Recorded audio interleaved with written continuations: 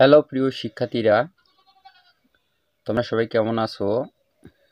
আগামী সোমবার তোমাদের ম্যাথ পরীক্ষা।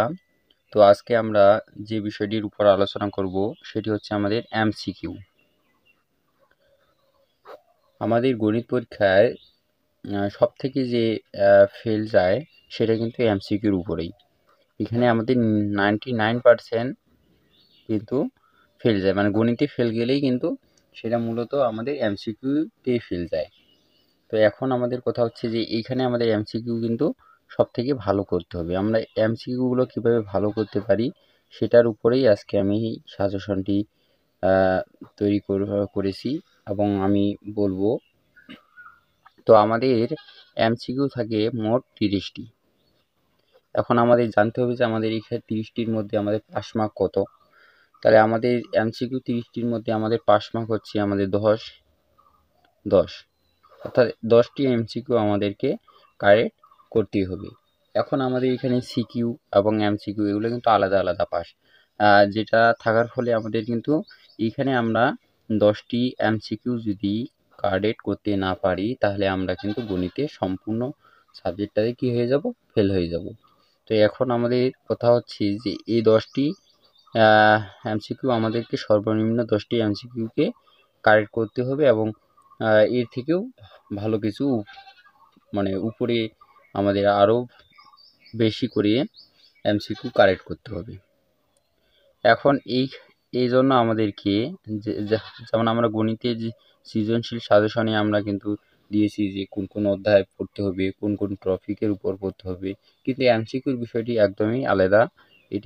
এখানে আমাদের কিন্তু আমাদের গণিতের যে পুরো বইটা রয়েছে, গণিত বইয়ে যে পুরো বইটা রয়েছে সেই পুরো বইটাই কিন্তু আমাদেরকে ভালোভাবে দেখতে হবে। এখানে আমরা কি কি দেখব? ধরো যে আমরা যে এখানে সংজ্ঞাগুলো রয়েছে, সংজ্ঞাগুলো রয়েছে, তারপরে 2 নাম্বার হচ্ছে সূত্রগুলো আমাদেরকে ভালোভাবে দেখতে হবে। সূত্রগুলো আমাদেরকে মুখস্থ না বুঝি পড়তে হবে।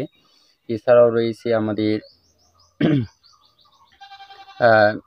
বিগত যে সালগুলো রয়েছে, বিগত সালে বোর্ড যে কোশ্চেনগুলো রয়েছে, বিগত সালে বোর্ড কোশ্চেনগুলোতে কী কী ধরো যে আমরা বিগত সালে বোর্ড কোশ্চেনগুলোর এমসিকিউগুলো দেখব।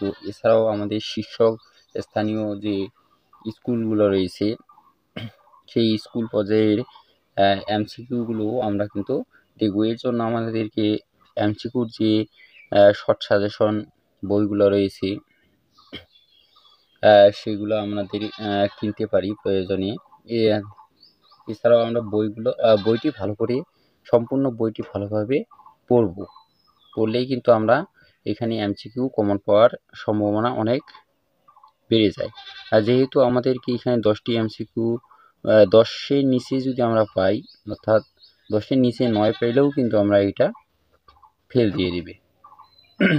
এজন্য আমাদেরকে সর্বনিম্ন 10টি এমসিকিউ কারেক্ট করতেই হবে এবং সেই সাথে আমাদেরকে গণিত বই যে বোর্ড বইটা রয়েছে সেই বইটি ভালোভাবে দেখতে হবে এবং এখানে আমাদের যে সংজ্ঞা, তারপর সূত্র এগুলো রয়েছে। এছাড়াও আমাদের কিন্তু দেখা যায় যে আমরা ছোট ছোট অঙ্ক থাকে, তো এই ছোট ছোট অঙ্কগুলোতে কিন্তু আমাদের একটু সময় লাগে যদিও, তো আমাদের খুব কম সময়ের মধ্যে এগুলো কমপ্লিট করতে হবে।